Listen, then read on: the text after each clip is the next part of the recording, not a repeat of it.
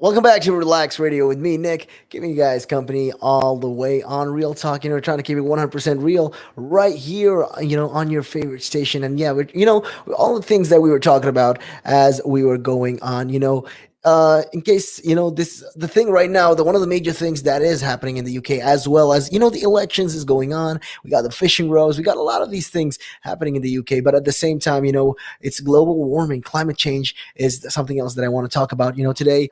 And yeah, cutting the methane gas is crucial for climate fight. So yeah, the reduction and the reducing of these emissions of methane gas is vital for tackling climate change. And yeah, it's in the short term. That's what the major UN reports has been saying. So methane is produced when living things decompose, and it's also in natural gases. In case you guys didn't know and didn't get your science, well, you got a little bit science right there. And yeah, just essentially methane, it persists. Okay, it persists for such a short time in the atmosphere.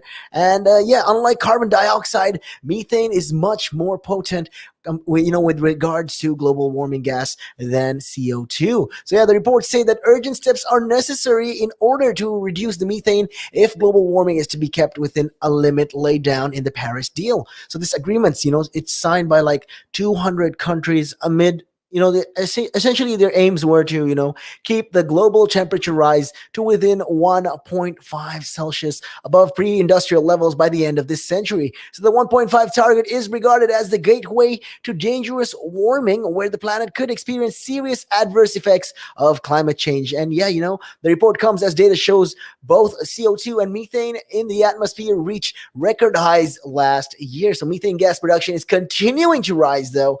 I mean, it's on the rise when whatever you do, whatever you check around the world, it's still on the rise, and it is crazy, compared to the records and all of these results last year. It's crazy. And yeah, this happened despite the pandemic lockdowns, which massively reduced economic activity. So yeah, the good news is that the UN report says rapid and significant reductions in the greenhouse gases are possible using existing technologies at a very low cost. So yeah, methane is a source for another gas, and that is the ozone. So in the lowest layer of the Earth's atmosphere, also called the troposphere. Yeah, that's right. So in addition to saving money, cutting methane would yield significant health benefits by reducing the amount of ground level ozone. So that's a pollutant, essentially that's going to be harmful for your body. And yeah, the recommendations comes from an international team of scientists who produced the global methane assessment for the United Nations Environment Program, or the UNEP.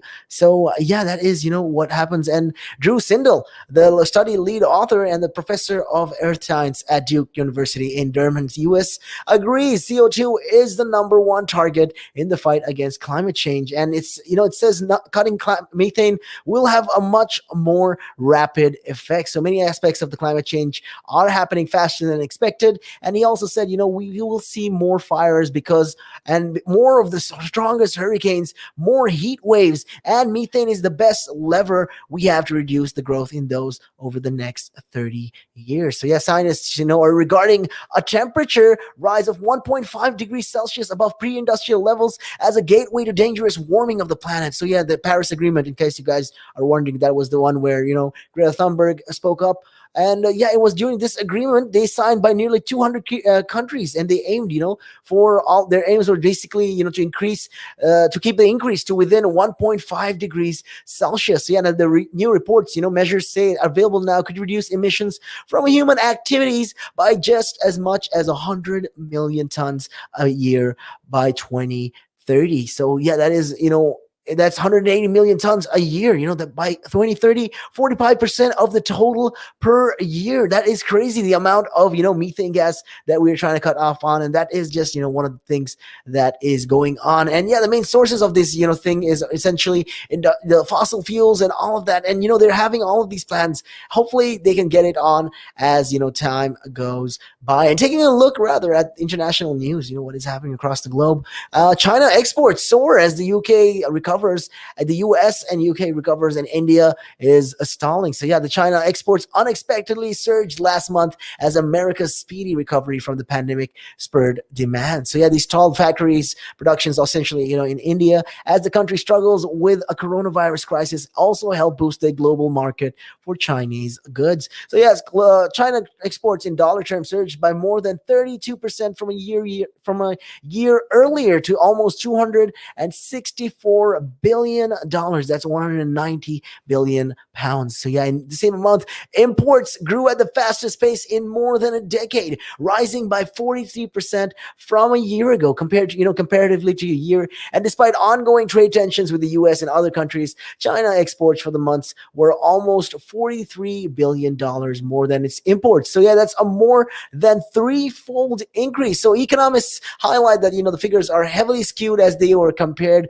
to a period a year ago when the climate and the country was brought to a virtual standstill by these strict lockdown measures. So yeah, the recovery of the world's second largest economy still faces some major challenges though. So taking a look at it is that analysts expect China's gross domestic production growth to slow from the record 18.3% expansion in the January-March quarter. So yeah, that comes as the COVID-19 pandemic disrupts, the supplies around the world, slowing the movement of goods and pushing up the costs of shipping. So at the end of the day, the pandemic is also a cause of this.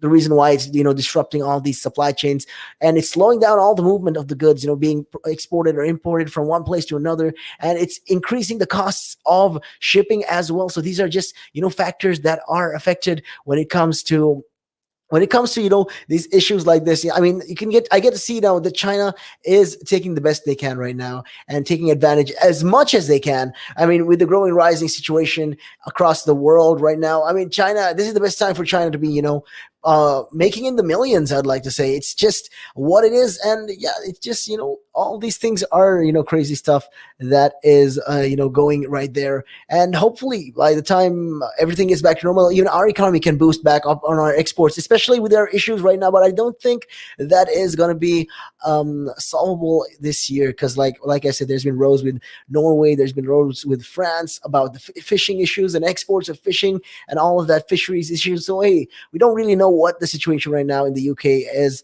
when it comes to this. So last week, China's official manufacturing purchasing managers index showed that the factory activities growth slowed in April from the previous month. So this is because one of the things is the global shortage of these microchips. There's been a lot of these microchips rather used for laptops, electronics, and are used in everything from cars to phones, is also hurting manufacturers. So on Thursday, China indefinitely suspended key economic dialogue with Australia, the latest in growing diplomatic rifts between the countries. So yeah, relations have declined since Australia called for a probe into the origins of the COVID-19 and banned Chinese telecoms giant the Huawei from building its 5G network. So last year, China imposed sanctions on Australian goods such as wine and beef. So in a statement, a Chinese government commission accused Australia of having a Cold War mindset. I mean, that is a little too extreme, I'd like to say, in my part. When you think about it, yeah, the situation is grim right now. I mean, China is facing a lot of backlash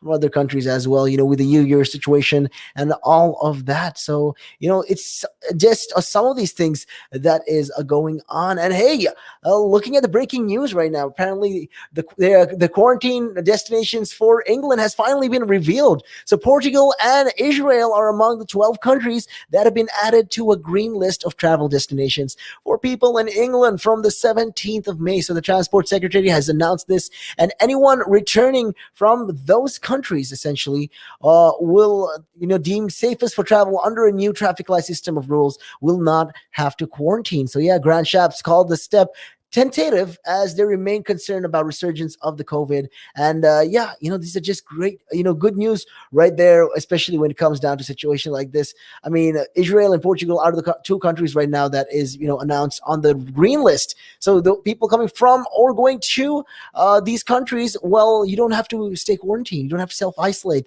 These are just things. You'll have to get the test though on arrival, pre-arrival, and after you reach the destination. So this is just some good news. You can see that there's a lot of good news that is happening across across the world right now. And yeah, it's crazy, especially with the vaccines issue going on. Like I said, there's been a lot of this rollout of vaccines, also especially across the UK. Well, Chinese COVID vaccine, the Sinopharm gets WHO approval. Another vaccine is getting approval from the WHO. The World Health Organization has granted an emergency approval for the COVID vaccine made by Chinese firm Sinopharm. So yeah, it is the first vaccine developed in a non-Western country to get WHO backing. So China has already vaccinated millions of people at home and in 45 other countries. I mean, this just goes to show, that it's working. The whole vaccine situation is very important right now. And yeah, like I said, they've vaccinated millions of people back at home at their place and in other countries as well. So until now, the WHO has only approved the vaccines made by Pfizer, AstraZeneca, Johnson & Johnson, and Moderna. However, individual health regulators in various countries, especially the poorer ones in Africa, Latin America, and Asia, have already approved the Chinese jabs for emergency uses. I mean, yeah, that is, right now with the situation, like I said, is going on. We need we need as much vaccines as we can get into our hands. So with these little data released internationally early on, the effectiveness of the various Chinese vaccines has long been uncertain. I mean, Brazilian trials of another vaccine, Sinovac, for instance, showed an efficacy around 50.4%, which is barely above the 50% threshold needed by the approval of the WHO. So other trials in Turkey and Indonesia have indicated a higher efficacy rate. Those and yeah, it's just there's it's all about, end of the day, you take the vaccine. That's the whole point of taking a vaccine, though, is the effectiveness of that vaccine, and will it be enough to be to combat that particular gene or that particular variant.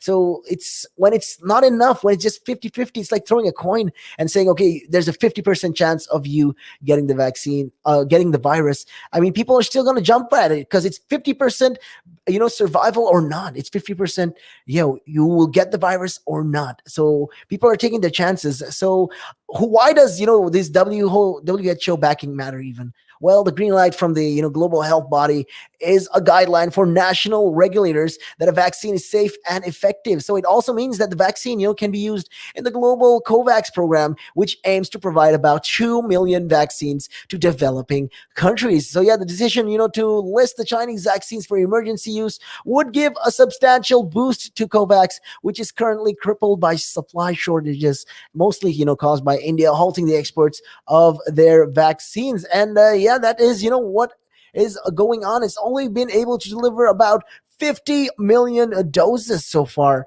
And when you look at it, the vaccines have also, made by Sinovac, called CoronaVac, has only been fully authorized by use in China. So that is, that is just something there. And the government has already shipped millions of doses to a number of countries which have permitted its emergency usage. So in Asia, the biggest recipients of the vaccine are Indonesia, Malaysia, the Philippines, Thailand, and Pakistan, while in the Americas, Brazil, Mexico, Chile, Colombia, and Ecuador have ordered millions of the jabs. So yeah, in Turkey, in Europe, especially Turkey and Ukraine, have signed large contracts for the Sinovac, and the vaccine is thought to be particularly important for African countries, where so far Zimbabwe, Somalia, Djibouti, Benin, and Tunisia have received vaccines from China. So when you really look at it, China is giving the vaccines right now to these, to the third world countries and countries that are developing around the world. China is the main supplier of the vaccine right now, because I mean, anywhere you look at, whatever country, whether it's India or it's Indonesia, Malaysia, Sri Lanka, whatever it is, they are using the vaccine. Because look, AstraZeneca is not enough. Like when you look at it, the production is not enough as of yet for the British community. What with the EU, row happening also, I mean, it just shows that the vaccines productions are not enough. So China has to step up. And this is one of the reasons why China is stepping up. And countries like, Turkey and Ukraine have signed these large contracts for Sinovac, and even South African countries. So, out of the Chinese vaccines, main advantages is that it can be stored in standard refrigerator at 2 to 8 degrees Celsius, like the AstraZeneca vaccine. So how do these work? How do these shots work? How do these jabs even work? Well, it's pretty, these two Chinese vaccines, essentially, they differ significantly from some of the other COVID vaccines currently in use, especially those by Pfizer and Moderna. So developed in a more traditional way, they are so-called inactivated vaccines, which mean they used, these killed viral particles to expose the immune system to the virus without risking a serious disease response. I mean, hey, hold your horses. I know what you guys are thinking. Oh no, are we actually putting the virus inside of us? Like I said, it's inactivated viruses. So the viruses are not alive. They're dead. They're pretty much killed, but it's just these foreign bodies that your body will be exposed to. So this in turn, stimulates your immune system, and it exposes your immune system, and it causes it to fight back without the harmful effects or the side effects of the virus. That is, how these all of these vaccines work at the moment. So how some of these COVID-19 vaccines compare, though, is just crazy. So by comparison, the biotech, Pfizer, and Moderna vaccines are mRNA vaccines. So this means, part of the coronavirus genetic code is injected into the body, training the body and the immune system, how to respond to this virus. So the UK's AstraZeneca vaccine is yet another type of vaccine where a version of a common cold virus from the chimpanzees is modified to, contain genetic material shared by the coronavirus. So once injected, it teaches the immune system how to fight the real virus. So biotech and Pfizer and Moderna have efficacies of around 90% or higher, while AstraZeneca is thought to be around 76%. So in China, around April, China's top disease control official said the efficacy of the country's COVID vaccines were low, although he insisted his comments had been misinterpreted. So, I mean, at the same time, how the Chinese work as well. Their government and their legislations work a little odd differently in compared to the whole rest of the world. So,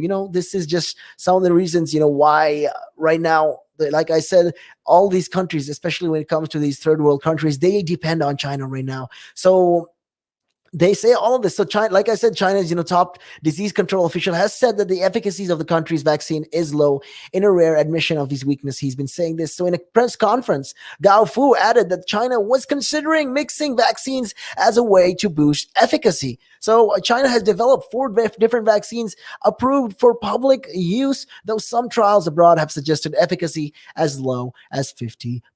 So yeah, Mr. Gao later said, in his comment, he's been misinterpreted, and he said more than 100 million people in China have received at least one shot of the vaccine, and Beijing has insisted the jabs are effective and said in March that obtaining visas would be easier for foreigners who received a vaccine, the Chinese vaccine. So what did Mr. Gao actually say?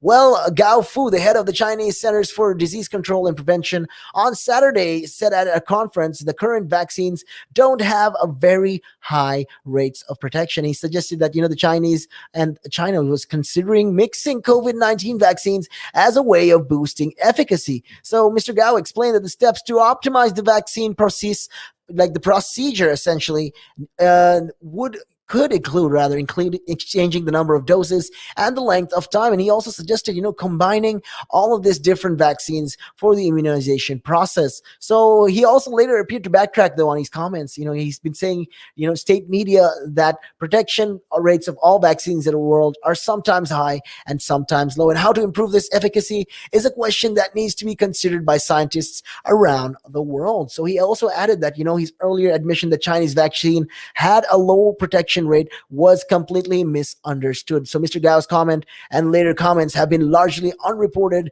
by Chinese media. And, his original comments, however, they've attracted a lot of criticism on social media sites. And, the commenters are suggesting that he should just stop talking. I mean, you're saying this and you're saying that, and it's like you're very uninformed. And yeah, don't ever make uninformed, decisions or statements on national television. That's just what, the advice that I could give you. So what do we know about these Chinese vaccines? Well, with the little data released internationally, the effectiveness of these various Chinese vaccines has long been uncertain. So Brazilian trials of the Sinovac vaccine, Coronavac, for instance, showed an efficacy rate of around 50.4%, which is barely over the 50% threshold needed for regulatory approval by the WHO. So in interim, in the interim results from these late stage trials in Turkey and Indonesia, they've showed that this suggested that the efficacy rate of the Sinovac shot is to be between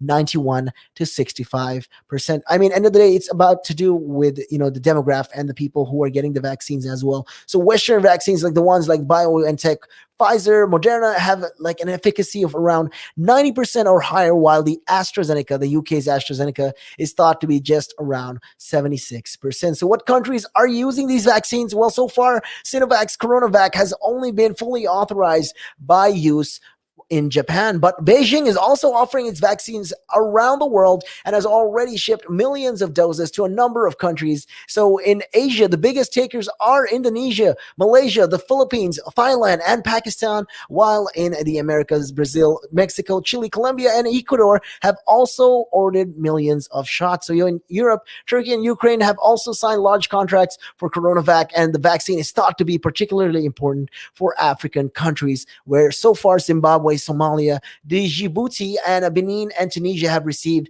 vaccines from China. So it's just, all of this is going in.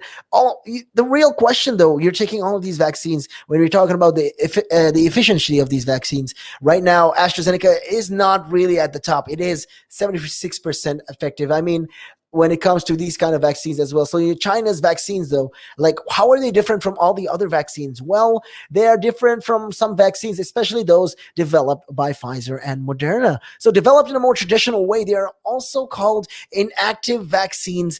And which means they are used to kill viral particles. Like I said, they use these viral particles, these bodies, these foreign bodies, I'd like to say, to expose our immune system. And it stimulates our immune system to produce antibodies to fight this virus without the risk of getting or contracting a serious disease or any kind of response. So in comparison, the biotech Pfizer and Moderna vaccines are mRNA vaccines. And this means, part of the vaccine of the coronavirus genetic code is injected into the body. This trains your immune system on how to respond. But the UK's AstraZeneca vaccine is yet another type of vaccine where a version of a common cold virus from chimpanzees is modified to contain genetic material shared by coronavirus. So once injected, this also teaches the immune system how to fight the real virus. So one of the significant advantages of the Chinese vaccine is that, like I said, it can be stored between 2 to 8 degrees Celsius, and Moderna vaccines need to be stored at least minus 20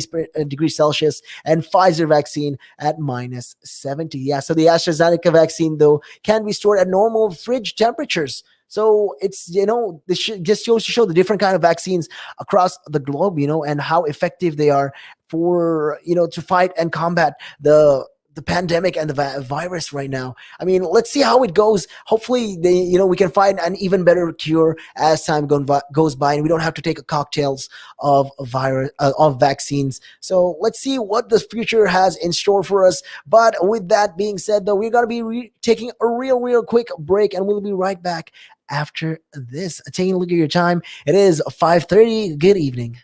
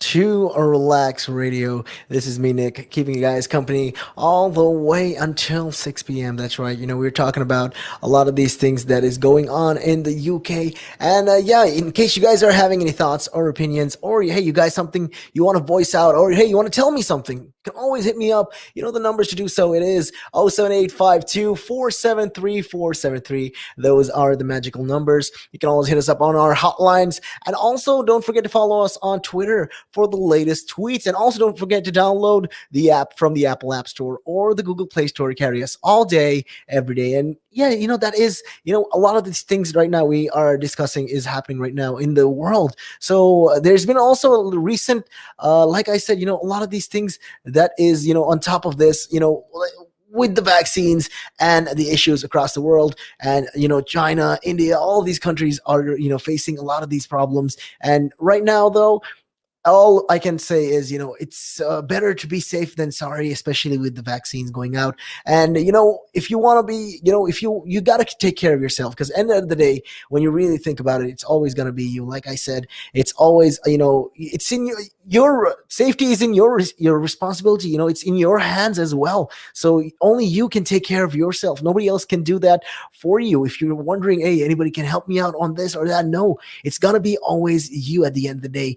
So yeah, that's just how it is, and what is, going on. And yeah, we're talking about all things related across the globe. And one of this rare fish set for return to River Severn breeding grounds. So yeah, there has been a recent talk. One of the UK's rarest fish is getting a chance to return to its historical breeding ground on the River Severn. So yeah, the little known Tweedy shad, a member of the herring family, was once common, in case you guys are wondering, back in Britain waters. So this is all thousands of the fish, migrating upstream in spring. So these numbers dwindled after the weirs constructed in the 19th century posed barriers to migratory fish. So a conservative project is trying to unlock the river for fish by creating routes around several weirs. So it's hoped, that the move will benefit a host of these species, including salmon, lamprey, and eels. And this month could see the return of the Tweedy shade to stretches of the river north of Worcester. So yeah,